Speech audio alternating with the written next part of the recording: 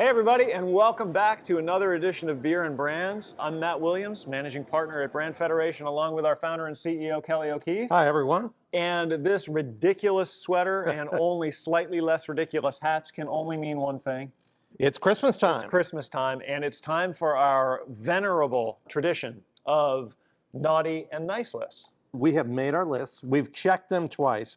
And we're going to tell you about the CEOs and brands that have been naughty and nice. We are coming to you today from the iconic Answer Brew Pub in Richmond, Virginia. So if you're into beer and you're in Richmond, this place is the place to be. It's been around for years, and it has the greatest beer list and the greatest tradition of serving amazing beers to all its patrons. So thanks to Brandon and his friends at The Answer for having us here. So Brandon Gibson, come on in and tell us what we're drinking. So starting off on the left here, this is Chit for Brains. This is a 100% Citra. That is for you. Exactly, that should be that hoppy beer you're looking for. And on our right here, this is No Handles. It's our traditional lager that's dry hopped. Fantastic. Looks great. Right? Cheers. All right, gentlemen, y'all enjoy. Have a great day.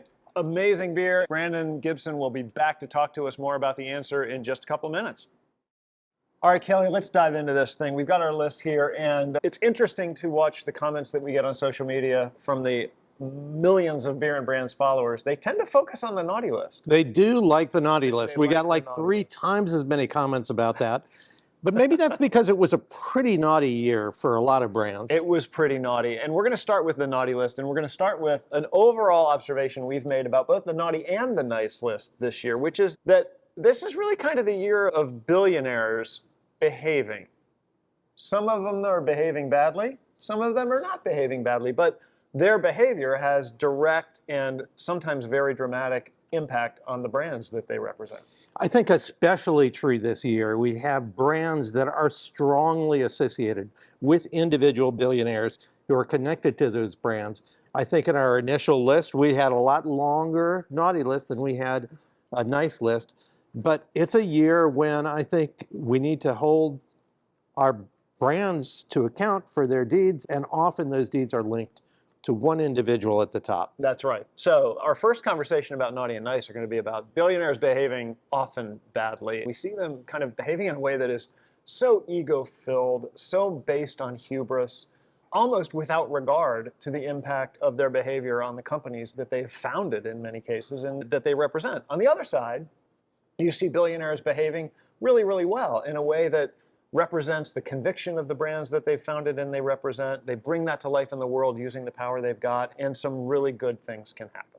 It illustrates the myth about brands that they're built based on messages and slogans and jingles and ads and logos, and they really aren't. They're built on committed, consistent behavior, and that behavior can be good or it can be bad. Let's dive in. First page of the naughty list. Everybody ready?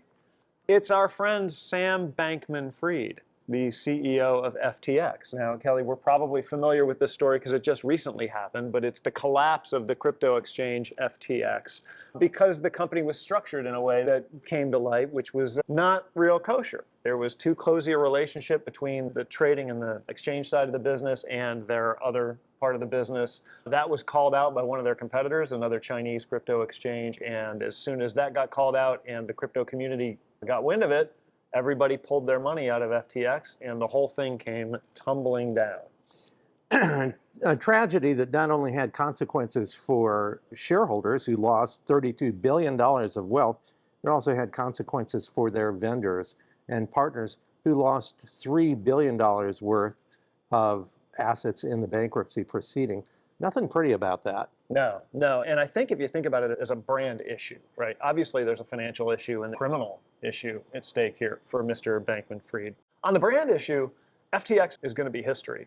But it had ripple effects on the brand of cryptocurrency, which was set up in the world as kind of the next wave of digital-based and community-based revolution. And those impacts are not small, right? So if you have a brand new piece of currency that has been one of the most hotly traded commodities on the market over the last 5 years, when you watch what happened to crypto as a result of what happened to FTX, you have a commodity that was trading upwards of $70,000 for a Bitcoin that fell today trading about 16 and a half. So there's a domino effect Oh to my this. God, massive domino effect. So the brand of cryptocurrency has taken a gigantic hit from this.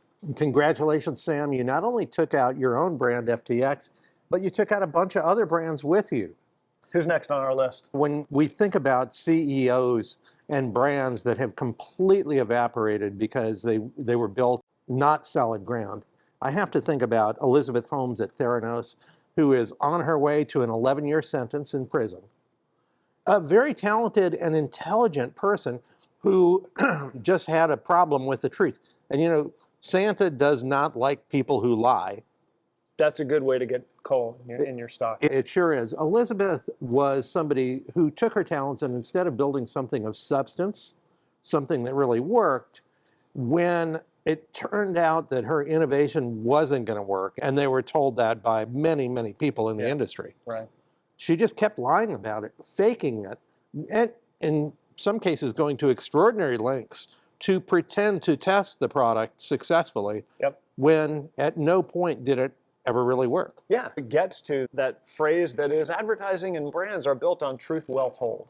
That's right. And lies are going to come out. They're going to come out. The fake it till you make it ethic does not work in branding. Again and again and again, we've seen this. And when you think about what can actually kill your brand, you know, a bad recession can hurt it, probably won't kill it if you manage it well. A product that isn't as good as you'd like will hurt it, probably won't kill it. Bad customer service will hurt it, probably won't kill it. But when you deceive the customers that you're serving, that can kill your brand. And in this case, it can put you in jail. So what list would be complete of billionaires behaving badly without our favorite bad behaving billionaire? You knew it was coming. Say it with me. Elon Musk. So Musk, the chief twit of Twitter, the aptly named chief twit of Twitter, is going to get a boulder-sized lump of coal in his giant gilded stocking this year because the numbers associated with the disaster show that has become Elon Musk are just staggering, right? So this is the world's richest man, and he bought Twitter for $45 billion or $44 billion, something like that. Extraordinary. And has just gone about systematically and bizarrely destroying the value of that company, right? Yeah, it's a cash barbecue. I mean, you could literally take $45 billion of cash, put it on the floor in front of me, put lighter fluid all over it, light it up, and you would have exactly the same result that you had. You'd have a really, really big bonfire. It would be a big fire. It actually might be more fun than watching Twitter slowly fade in. Now, you have done, like, God love you for this, you've gone deep into the mathematical vortex to provide some perspective on exactly what we're talking about when we're talking about $45 billion. Help us dimensionalize the size of this disaster. I would be thrilled to. We sort of lose sight of numbers that big. We're so used to hearing the number of billion, we don't know what it means anymore. So let me tell you what you could buy with $45 billion instead of buying and killing Twitter. You could buy every single condo, every house, every home in the city of Cleveland for well under $45 billion. You would in fact have enough money left over to buy pretty much every home in Detroit.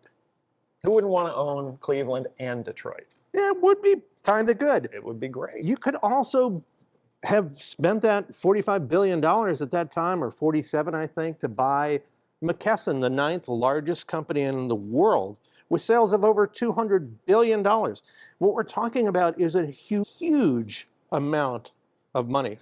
Amazing that one person can have that kind of effect. And, you know, we talked about the domino effect. It is in play also for Elon Musk, because it's not just that Twitter is slowly and quite weirdly dying, but Elon Musk, who has a core base of purchasers of Tesla cars that leans progressive, tweeted out on Twitter that everyone should vote Republican. He's tweeted out conspiracy theories related to elections, related to Nancy Pelosi's husband, who was attacked in an unfortunate incident. And what he is doing is jeopardizing his customer base at a much bigger and more valuable brand, Tesla. And the results are not surprising. Tesla has lost over half of its value this year. That's not $45 billion. That's over $5 $400 billion. Could you buy with that? Oh, forget about cities. You On the could whole buy East Coast. every single home in the entire state of Indiana for that. Everything. You could own Indiana. Indiana, Cleveland, and Detroit. All of it blown with hubris. And here's the thing I want to point out. Musk is not a dumb guy. Some of these people are very intelligent, but intelligent with loose morals doesn't make you somebody who gets on Santa's nice list. It puts you on the naughty list. In fact, you have even more responsibility if you're intelligent. Musk built one of the greatest brands in automotive history with Tesla. He's putting it all in jeopardy now. And all I can wish for is that sometime this season, 3 ghosts visit Elon Musk's home in sequence, and that he realizes that he can still turn around. It's not too late, Elon. You can fix this.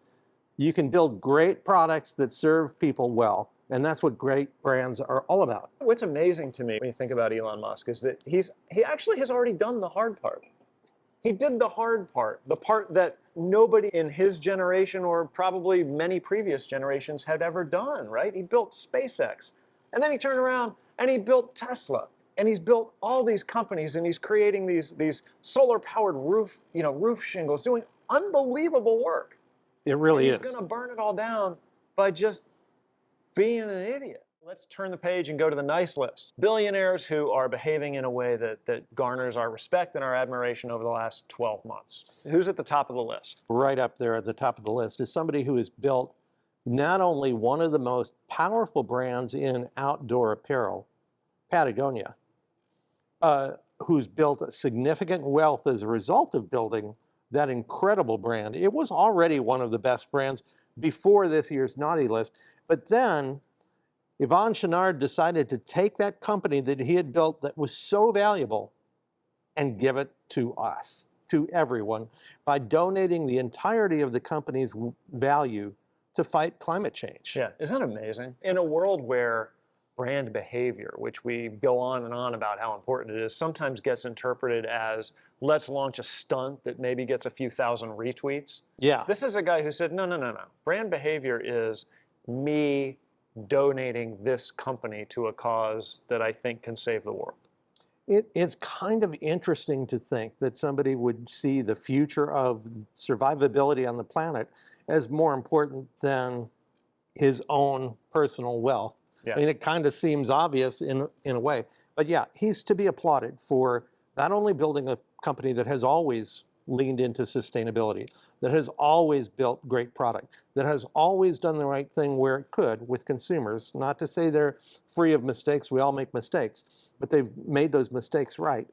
And now to just donate that back to all of us, it's extraordinary. Yeah, so he's putting his company where his mouth is. Santa is pleased. So next on our list, she might not be a billionaire, but once you have a certain number of millions of dollars, the distinction starts to be kind of mean, because I think she's going to be okay. Dolly Parton. Everybody's favorite singer, entrepreneur. She's just awesome. Everything about her is kind of awesome, right? She's donated millions of her own dollars to fight COVID-19. She founded a brand, Doggy Parton, which is a collection of dog accessories where the profit goes to saving animals and animal rescue. Her generosity and her philanthropy was actually just recognized by none other than a true billionaire, Jeff Bezos, who just wrote her a check for $100 million and said, do whatever you want with it, Dolly.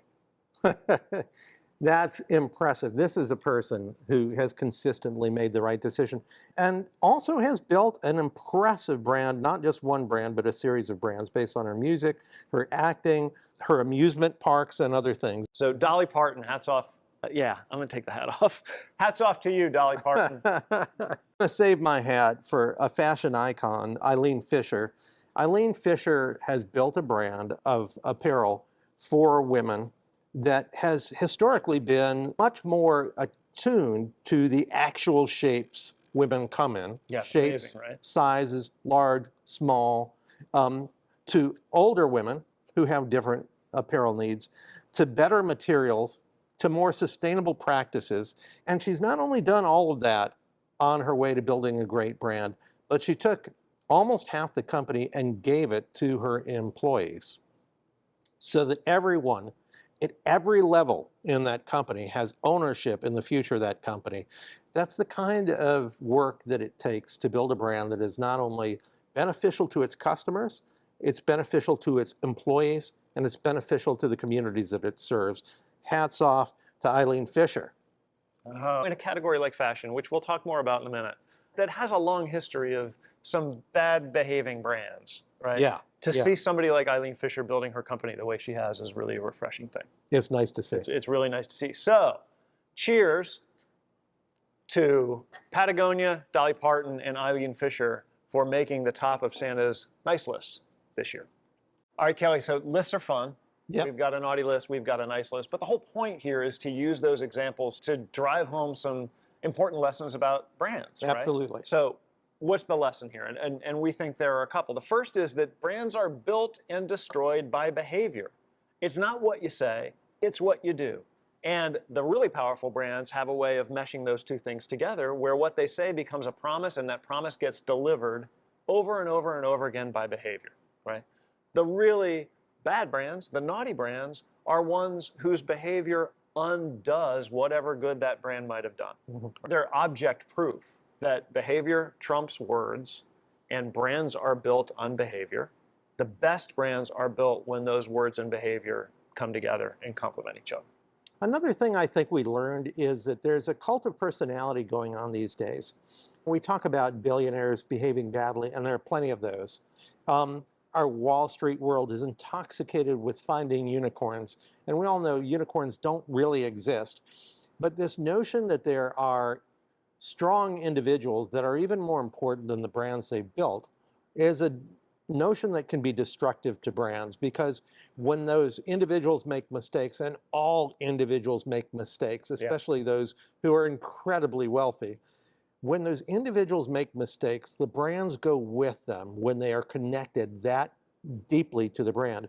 We saw other CEOs like Bill Gates be able to walk away from his company and Microsoft still stay strong because it wasn't overly tied to Bill Gates. And when he did behave badly and got divorced a couple of years ago, it didn't take the brand down with it. I do think you have to be careful about supporting a cult of an individual personality as opposed to looking at a company, an organization, honoring all the people who contributed to its success. There's never just one. And really building a brand based on substance. Terrific. So there you have it. This year's Naughty and Nice lists from Brand Federation built around billionaire behavior. That's right. So stick with us because we're going to talk also about some of the submissions that came in from our community over social media. Thank you for those. We want to address some of those in the context of the Naughty and Nice list as well. When we asked on LinkedIn for people to give us input into their Naughty and Nice list, we got some input. Interestingly, most of that input, if not all of it, were naughty brands, which I wonder what that says about our viewership. It must say that they're paying a little bit more attention to some of the problem brands than the good ones. I know. We've got some crowdsourced naughty brands here that are interesting stories. I'll start with the first one, Keurig Dr. Pepper. So recently, very recently actually in the last couple of days, Keurig and Dr. Pepper have come out with an agency RFP, a PR agency RFP. And as we know, having run agencies in the past, when you get those RFPs, they lay out payment terms. Right. And agencies always kind of groused about, the payment terms are getting longer, they're treating us like a bank. It's hard to do, right? It's hard to run an agency when you have to stand up a team to service a big client like Keurig and Dr. Pepper would be. You have to pay that team. Absolutely. Right? And the longer the payment terms get, the harder it is to service that client. And a normal payment term in our industry is 30 days. That's what we try to get. Try to get 30 days. Over time, it's kind of lengthened out to 60 or 90 days. Guess what Keurig and Dr. Pepper have as their payment terms? 60 or 90? 360 days. Isn't that a year? It's a year, and it's unconscionable. I will pay you a year after you do the work? That'd be great. I'll tell you what. I'm going to offer you a job, and I'm going to pay you $100,000 a year. It's a good deal, right? It's a good job. Good job. You'll get your first paycheck in a year. You want that job? I didn't think so. No, anyway. I don't think so. Yeah. You're treating people the way you want to be treated. I think that's the golden rule. Santa likes that rule. Apparently, Keurig Dr. Pepper does not. What else we got? Well, we've got Balenciaga, which is a fashion brand. We talked about an Yes, admirable fashion brand. I don't know anything about Balenciaga's fashions, but I do know this, what they did do, which is to make ads with children, little toddlers, cute little toddlers holding teddy bears dressed in S&M outfits. And they also had a little bit of a clipping from an article about child pornography that showed up in one of those ads. It was the ruling from the Supreme Court. It was the That's right. Williams ruling about child pornography. They worked that into these ads. I don't know what they're trying to say to us, but it's not good. It's not good. But the other reason why this brand is on the naughty list is because no one in that company has been accountable for the work they've done. They're all pointing fingers at somebody else who did it. And great brands stand up when they make a mistake, and they stand behind their word. Look, it's okay to say you've made a mistake. It's okay to atone for that mistake, and if you do so, you can fix things. That's not what these guys have done. Unbelievable. Another fashion brand on the list, Adidas. Right? We all know what happened with our buddy Kanye West and some of the crazy anti-Semitic stuff that he said a couple of months ago. And the fact that it took Adidas 2 weeks to decide to distance themselves from Kanye West after what he said, which is just insane. And it makes you wonder, how many corporate meetings do you have to decide that horrible anti-Semitic statements are bad and you don't want to be associated with them? This has taken Adidas from a great brand to one that's going to take a while to restore faith, just because they refuse to be accountable for the things that they should be accountable for, which in this case is simply respecting all people of all nations and all faiths. And they didn't do that. Walk away immediately, figure it out later. I've got a simple and easy one. This is just a personal pet peeve.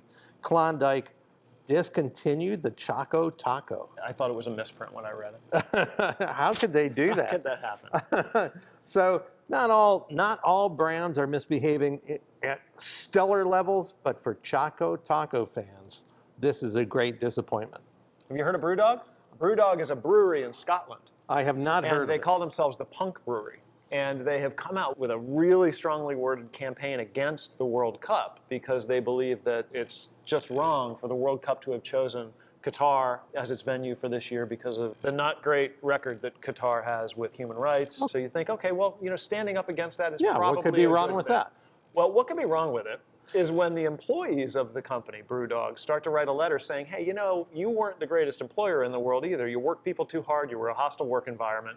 Oh, okay, maybe so. And when people start to reveal that Brew Dog actually 3 months ago signed a distribution deal to distribute their beer in Qatar. Okay. And it's now coming out that Brew Dog's been showing the World Cup in their facilities. So it's one thing to take a stand against things that you think are wrong, which we like when brands do. Yes. Because it's important that brands say to the world, not only here's what our product does, but this is what we stand for and what we believe in. Absolutely. Good for you. When it is blatantly hypocritical, watch out. A brand that's done that this year, said one thing, done another thing, is Tampax, which has really tried to represent women in honest ways, and obviously is a product that women use when they're on their period. But weirdly, in their social media this year, and I'm not going to go into any detail about it, I'm just going to say they did a social media posting that sexualized the act of having a period. And they got, not surprisingly, significant pushback from their own customers about the insensitivity of those remarks. They did come out with an apology for it, but at some point, somebody's going to realize that the quest for humor on Twitter can go horribly wrong, and the list of brands for whom it's gone horribly wrong continues to grow, and now Tampax has found itself on that list. Unfortunately, on that list, Santa doesn't like people who are hypocrites. One final discussion that came up in the social media exchange between us and our viewers is this discussion of Elon Musk versus Steve Jobs. One of our followers actually asked us to explain how we see them differently, and in the post, what she said was, Steve Jobs changed many of our lives with the iPhone, but history shows his demeanor was not the best. True. But you dislike Elon Musk and love Steve Jobs. Yeah. Would love to hear the reconciliation of that position in your discussion. So let's go for it. I think there are two sides to that coin. One is that those two individuals, Elon Musk and Steve Jobs, do bear comparison. Steve Jobs actually denied the existence of his biological daughter, born out of wedlock, for years. He misbehaved within the corporate walls, creating a toxic culture, and did a number of things that, frankly, made him look like a pretty bad guy. Now, the first thing I would say about that is Steve Jobs' board of directors at Apple saw him creating a toxic culture and fired him. Yeah. And after being fired, he went and built another computer company next, which failed. And a humbled Steve Jobs returned to Apple years later to create a period of great success. I actually think holding Steve Jobs to account for his misbehavior is part of what made him the genius that we so admire. He reconciled with his daughter. He reconciled with other family members. He became a more inspirational leader, and he built the most valuable company on earth. It can still happen for Elon Musk, and I hope it does. There is a point where the comparison of those two guys kind of run in parallel, where they weren't great people, they didn't treat people very well, they created what many considered to be a toxic work environment, kind of tracking right along. But there is a point beyond which Elon Musk continues to do bad things that Steve Jobs never did. So if I look at what Elon Musk is doing now, not only is he doing all those bad things that Steve Jobs did that made our follower post that question, but I think he's doing way more bad things than Steve Jobs ever did. Elon Musk is using the power he's amassed, the fortune, not just to create toxic work environments in a corporate setting, but to start to threaten things that could put our democracy at risk, right? He's starting to use his power and his money to impose his views, which are by turns interesting and bizarre, on the rest of the world. Steve Jobs never did that. Jobs wanted to build a better computer, and he did some not great things to do that. Elon Musk is going far beyond what Steve Jobs did. And I don't think Steve Jobs was ever dangerous. I think Elon Musk is becoming dangerous. Jobs took no particular interest in politics and world events. That's right. The toxicity stayed within the walls of that building when it existed. To try and make an entire country toxic is that kind of hubris on a much grander scale. Yeah, that's where they are not the same. So hopefully that answers our viewers' question, and we would love to hear more of your opinions about that topic or any topic that we've talked about in this episode. We're back at The Answer with Brandon Gibson, the general manager, for the beers portion of our conversation. I have 2 beers here because that's how good The Answer is. Brandon, tell us about the place. Tell us about The Answer. Where'd you come from? So it started with Mekong. They've been open for 28 years. Branched out, went on. Obviously has a love for beer. And then came about The Answer. What is the answer to everything? Beer. Beer is the answer. Well, tell me a little bit. There are a lot of breweries in town. Richmond is a beer town. You've got a load of competition. And part of branding is how you set yourself aside from all of that other competition. What would you say really makes this brand stand out? One of our core values is family first. The family, that founded this is very tight-knit family, lots of loving, and we embrace everyone that comes in. And we want everyone to be able to come in and be at this beer utopia. Come in where you can get a great beer and a great dish at affordable prices. You don't want to, times are hard enough as it is. You don't want to be banging people in the head over $15 chicken tenders. You've got a nice complement of beers that you brew here and beers that you bring in from outside, so the menu is amazing. So where can people out there find The Answer, and what do you got going on? We're right off West Broad, 6008 West Broad Street. We're right off that 64 interchange, so you can hop on and hop off during your travels. We're a small 5-barrel system. Everything we have pretty much is in-house. Every Tuesday we do Feed More Tuesdays. Right. So if you bring in $20 worth of cans, you get 20% off, or actually 25% off at this point on Tuesdays. Any other day up to January 1st, we're just accepting cans, just really trying to help our community out in any way we can. On theme. I mean, brands doing good with the resources that they have. We really appreciate it. We're putting you on the nice list. Oh, thank you. Thanks to Brandon Gibson and the folks at The Answer for having us here. No, thanks for coming. Really been awesome. It was a pleasure. And thank you for tuning in to this episode of Beer and Brands. We'll see you next year. Have a great holiday.